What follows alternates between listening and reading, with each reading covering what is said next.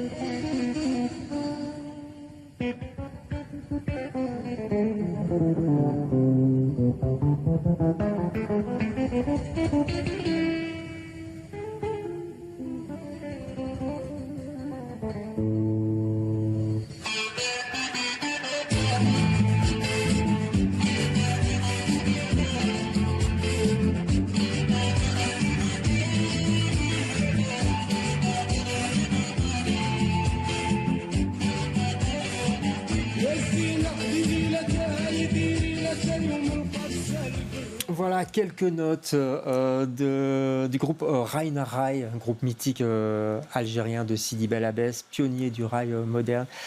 Vous connaissez pas? Non. Yazina. Est-ce qu'on n'écoutait pas ça à la maison quand vous étiez petite alors?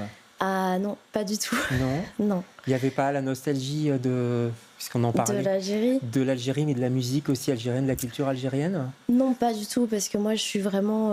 je suis née à Berck-sur-Mer, Ouais. donc j'ai grandi là-bas. Et ma maman a grandi en France. Oui, elle est arrivée à l'âge de 6 mois. Oui, elle est arrivée très tôt. Et donc, du coup, mais il n'y a pas ce souvenir, l'envie d'écouter des musiques L'envie, oui, mais pas liée à l'enfance en tout cas. Dans mon enfance, j'ai pas ce souvenir d'avoir écouté des musiques de l'Algérie. Ça, non.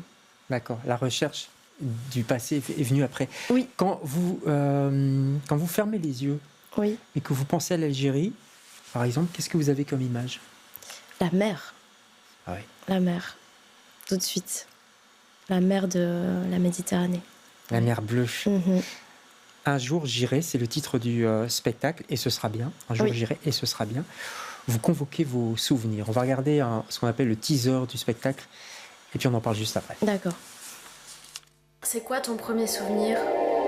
Disons, quand elle faisait la cuisine, il y avait des parfums que j'ai encore dans la tête. Elle faisait de la chorba et des pâtisseries. Est-ce que tu te sens algérienne ou pas du tout? C'est dans ta vie.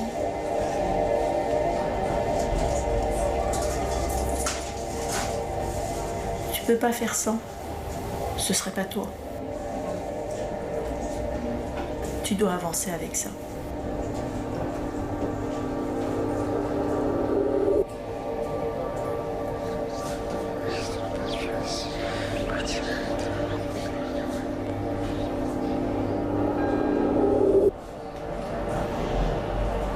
Je vous ai compris.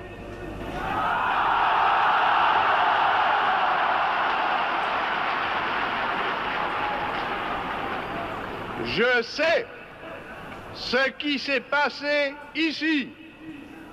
Je vois que la route que vous avez ouverte en Algérie, c'est celle de la rénovation et de la fraternité. C'est quoi? Voilà, extrait de ce spectacle à voir absolument. Un jour j'irai. C'est la première ce soir d'ailleurs.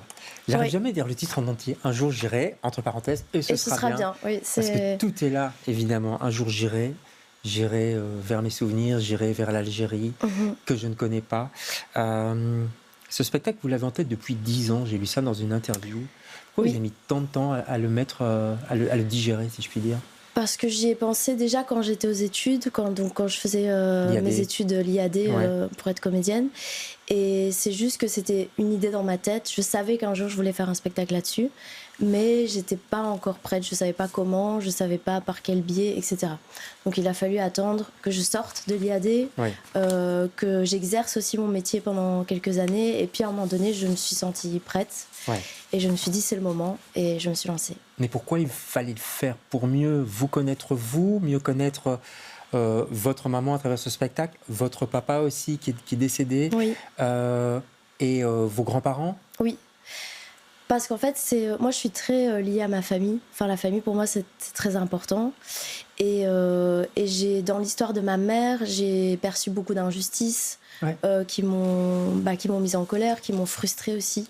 Qu'est-ce qui vous mettait en colère, par exemple? Par exemple, quand mes grands-parents sont arrivés en France, ils ont vécu dans des conditions très difficiles. Et ma mère a été séparée très jeune de ses parents. Elle a grandi en famille d'accueil. Il y a des familles d'accueil où ça s'est très bien passé. Il y a des familles d'accueil où ça s'est très mal passé. Et donc, quand j'ai appris tout ça, j'étais adolescente.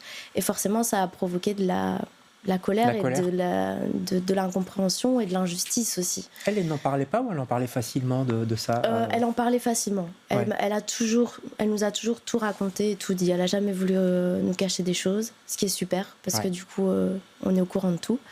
Et elle en parle assez facilement, oui. Parce que là, vous êtes allé gratter quelque part ces souvenirs. Vous avez beaucoup parlé à votre maman, ça s'est passé comme ça? J'ai beaucoup parlé à ma mère, elle m'a raconté beaucoup de choses. Et puis aussi pour le spectacle, je l'ai interviewée. Parce qu'en fait, j'avais envie qu'il y ait sa voix dans le spectacle. Et le spectacle est tissé autour des souvenirs.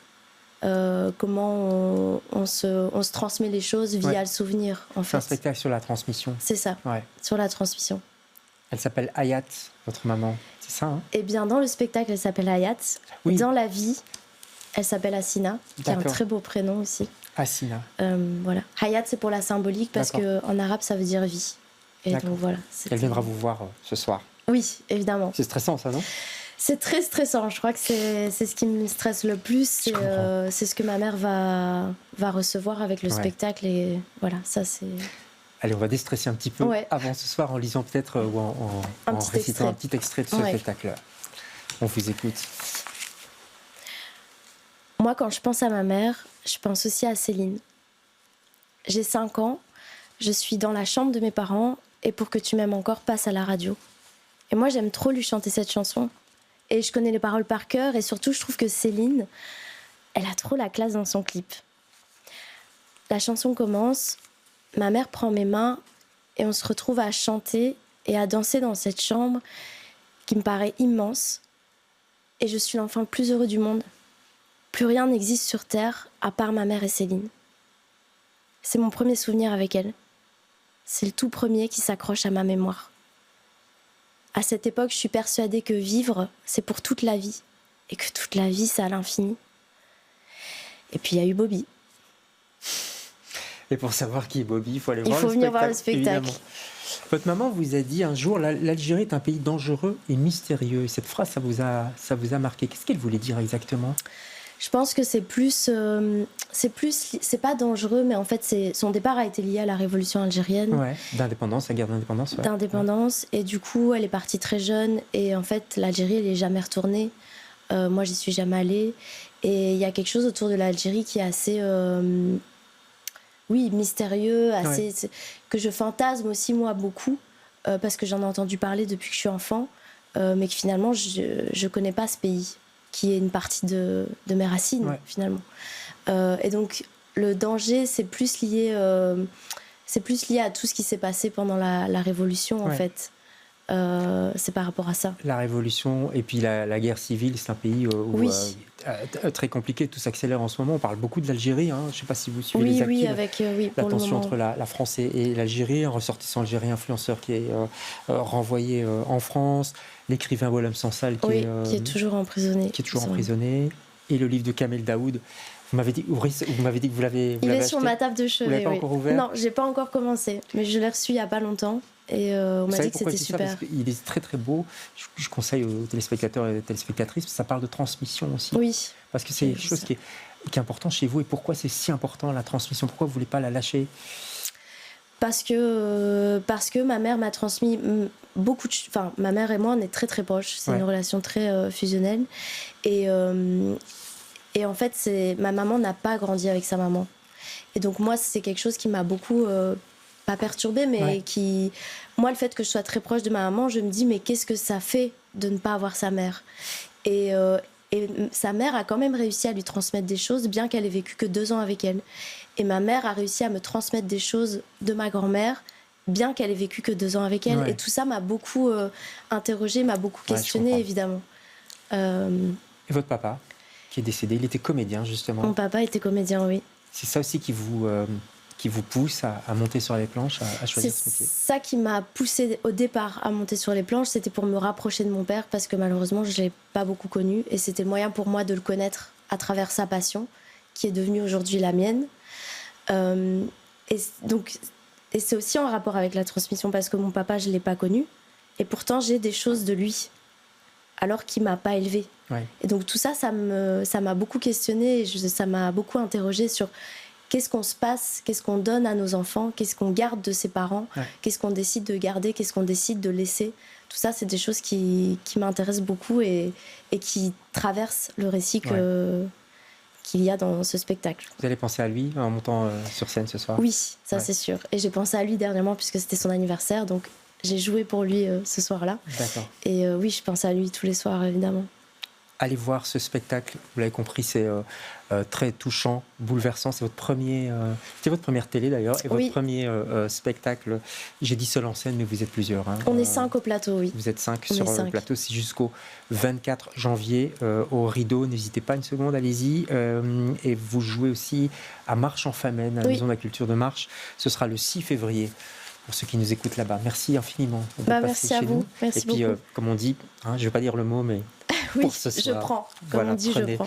Merci. On se retrouve nous demain avec d'autres invités. Bonsoir.